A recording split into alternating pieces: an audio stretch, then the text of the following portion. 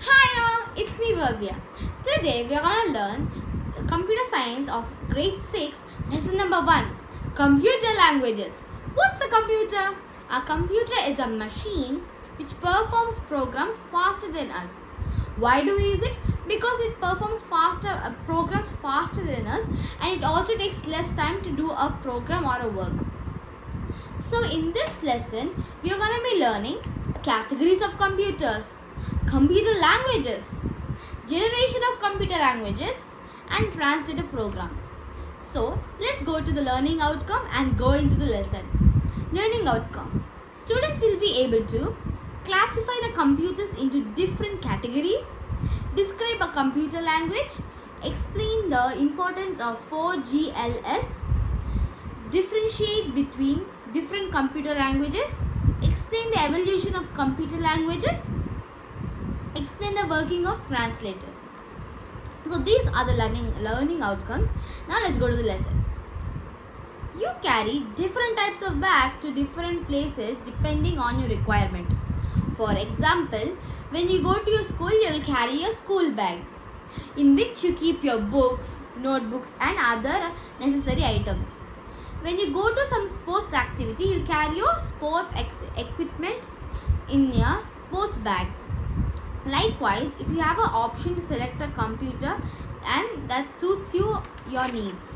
So a computer is nothing but now when you're going to school, you're going to carry your school bag which contains your books, pens, pouches, lunch bag, water bottles, all of those things.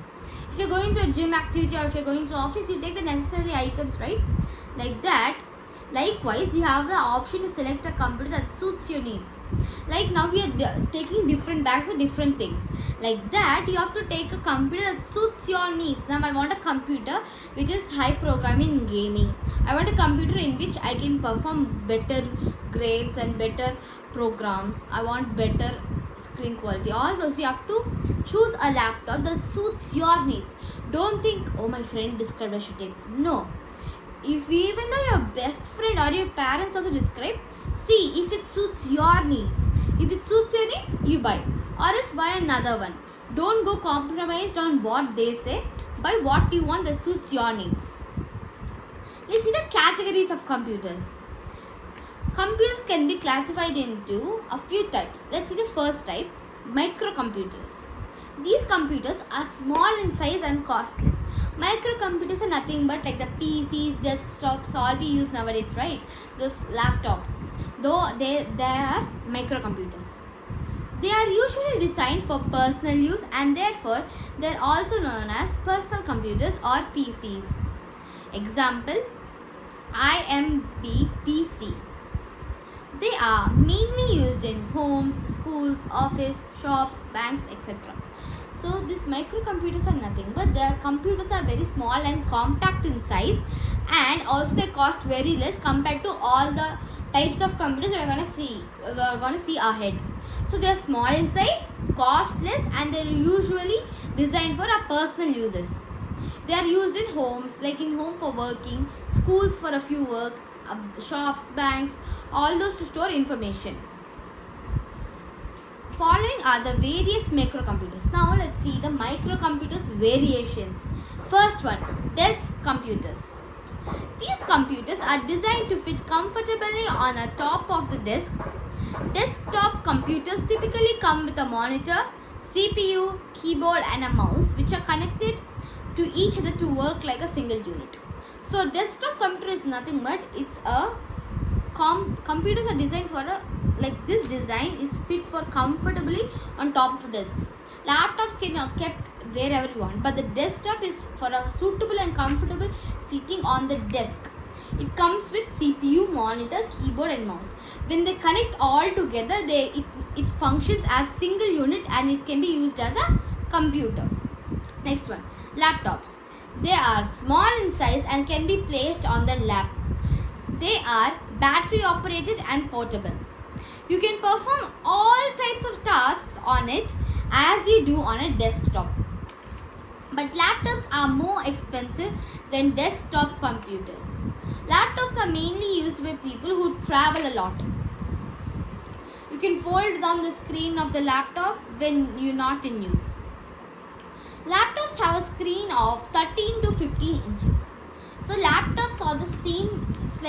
smaller version of the desktop computers.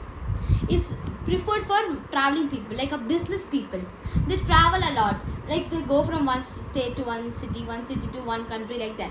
When they're traveling, they can't hold a big bulky desktop and go everywhere, right? So that's why they have laptops. They're compact and a desktop just is a screen, whereas a computer can be folded as you're folding a book. A computer can be folded and carried wherever they want. So it's usually every laptop screen usually has a 13 to 15 inch screen only. Next one, handheld devices. So handheld devices that we are commonly using nowadays are phones, tablets, gaming consoles a lot. But there is one vintage one, I don't think it still goes on, but there's a vintage handheld device, that is palm tops. They are like a small device with a screen that goes up, and below the screen, between the screen and the body, there's a keyboard which you can use to type, communicate and play games. So as you know, we know all things about phones. Phones are nothing but like they are also very compact and they're easy to carry around.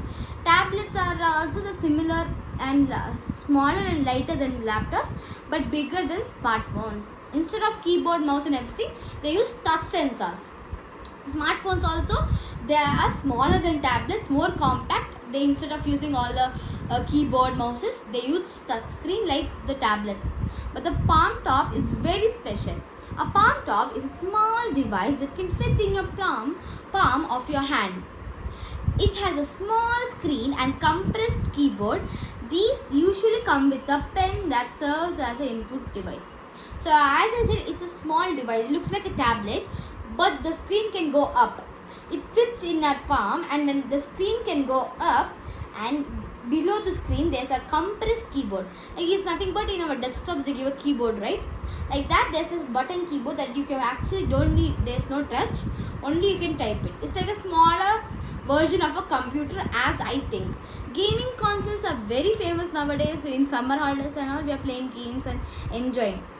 Gaming consoles like PS5, Xbox, they are all gaming console is nothing but it's a device which stores all your games. It can be connected to a tablet, laptop or a TV and played using a controller, a gaming controller that is provided, or it can be also bought separately.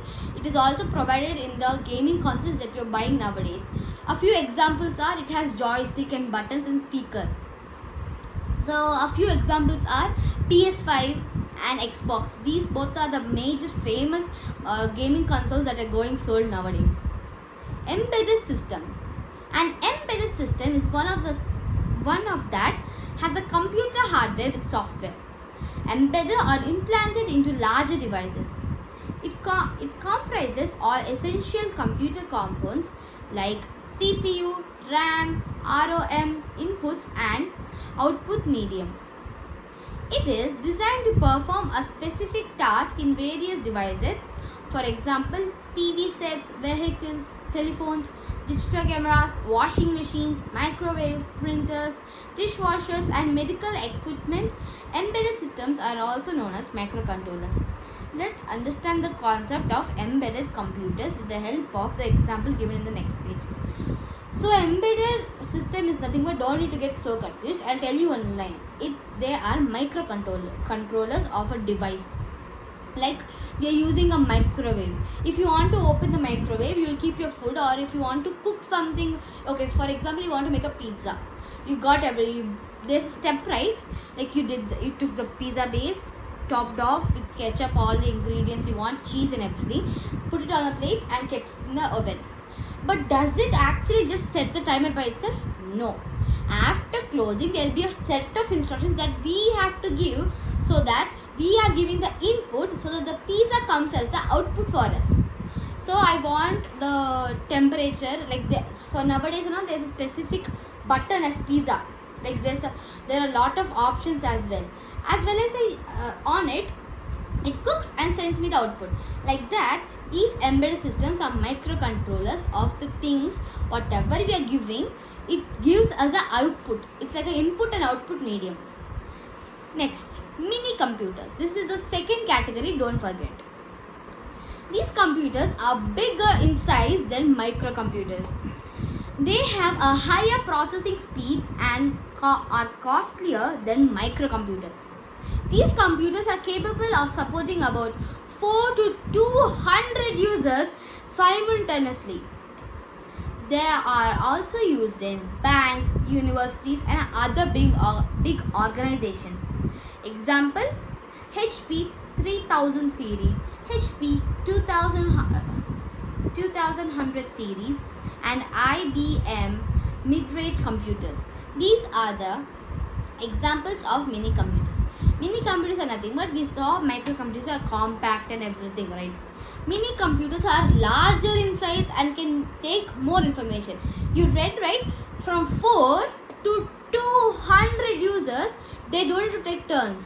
And simultaneously, they can do a work within 200 people. They are used in big organizations like in the banks, schools, universities to store a lot of information mostly. Next, mainframe computers. These computers are very powerful. They are big in size with large memory and high speed. The processing speed of the mainframe computer is measured as millions of instructions per second, MIPS. MIPS is nothing but millions of instructions per second. That means within 1 second, million of instructions are going to this mainframe computer, and as soon as we are giving a million instructions as an input, in 1 second it's giving us the output as well. They are designed to tackle huge amount of data. That means when we are like giving a really big in a bank, there's a lot of users, right, in a specific bank. So if you like, it has to store every card number, detail, everything, the money of the person, the name of the person, date of birth, all of those. They are all mostly stored in this mainframe computers. They are big in size and also have a really big capacity to tackle a huge amount of data. That means at a time, if you give nearly a lot of like nearly 200 GB of data as well, it can calculate in literally 1 minute or a few seconds. It's not a big deal for a mainframe computer. More than 100 users can use a mainframe computer simultaneously. These computers are used in networked environments. So more than 100, like more than 100, more than 200, a lot of members can do simultaneously. These computers are using networked environment, like what to say, they're getting the SIM cards and network channels, right, like Jio, Airtel, all these. It's a networked environment. So when the network is connecting to one another, it needs a huge amount of data to store when there are a lot of users. So when you have a lot of users, you have to work more. To work more, you need a really big, huge data capacity. So the best thing to do is take a mainframe computer. But they are costlier than micro and mini computers. Mainframe computers are very expensive and mainly used for bulk data. As I said, for keeping a bulk data in banks or network companies, it needs a bulk data in a mainframe computer. Processing in large business organizations, universities, banks, scientific laboratories, airlines and railway ticket reservations, stock exchange markets, etc. So as I said, it is used to store really a large amount of data.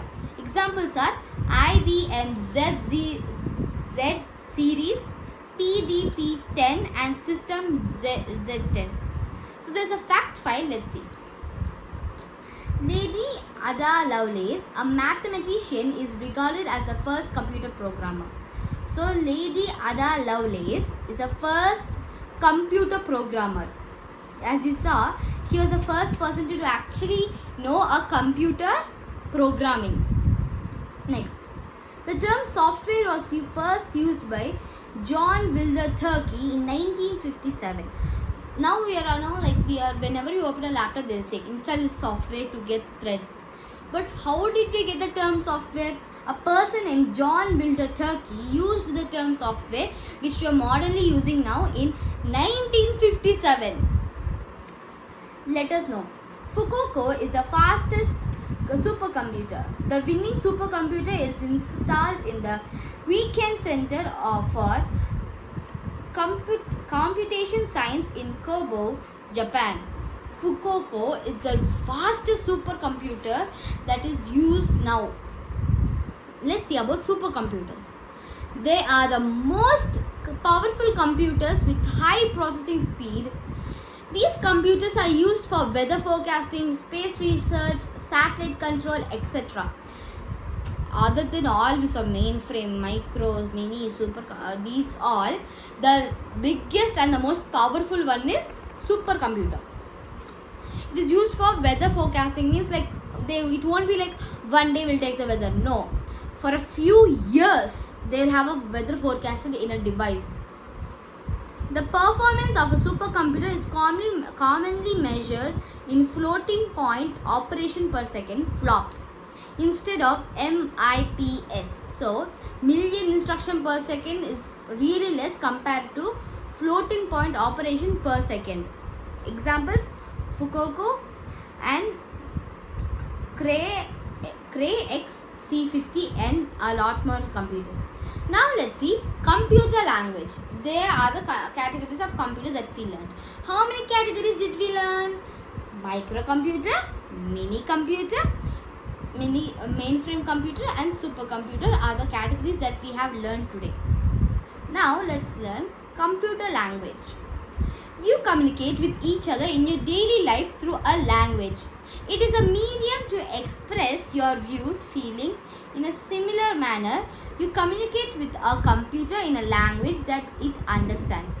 So computer language is nothing but it's a program actually. I'll tell it to you in simple. Now you talk with your friends or family in a language, your mother tongue, in a language. Now I'm talking to you guys in English. You can understand English, but can computers also understand English? No. Computers only understand zeros and ones. They are the binary code of laptop. Even if you are also typing a grocery list in your notepad, in your laptop it's not written as banana, apples, dates. No, it is written in 0 and 1. For apple, for example, I'm just saying apple, it can be 0010, like that. They store every name or everything that we are writing inside the hardware of the computer using a binary code. So to do this, it is what I told you is a program.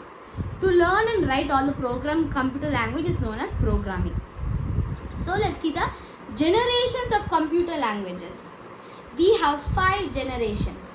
The first generation is machine language. A machine language is nothing but, the machine language means the first, I told you, binary code. Second generation language is assembly code. Third generation language is high level language. Fourth generation language is very high level language. Fifth generation is artificial intelligence. We will discuss about them in the next class. That's all for today. We learned the generations of computers, and comment down below if you have any doubts. I'll be sure to be clarifying them in the next CS class. Bye all. See you in the next class.